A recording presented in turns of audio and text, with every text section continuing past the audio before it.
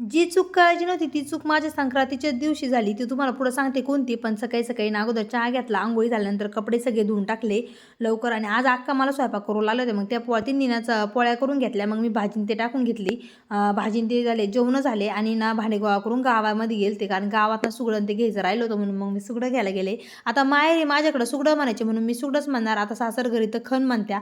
आता ती सुगडं म्हणायची सवय लागली, खण काय तोंडात येत नाही. आणि मग मी ना नाही की लगेच हरभरे ते घेतलं पूजेसाठी, तिळगुळ आणि ते घेतलं आणि लगेच ना काही हळदी-कुंकाला आता वाण घ्यावाच लागणार आहे म्हणून ना थोड्याशा वस्तू घ्यायला इथं आलते.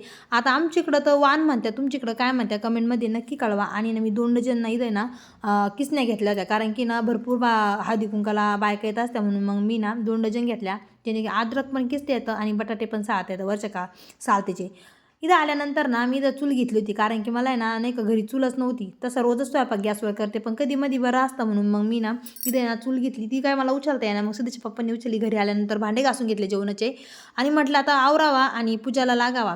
पण मी बांगड्या काढून ठेवल्या भांडे घासायच्या टायमाला, पण लक्षातच नाही आल्या की मी ना एकच बांगडी होती हातामध्ये. मला भांडे घासताच येणार नाही बांगड्यांनी, म्हणून मग मी साईडला काढून ठेवल्या किचनवर. पण ते लक्षातच नाही आले. पूजाच्या वेळेस ना माझ्या हातात नेमकं काचेच्या बांगड्या एकच राहिली.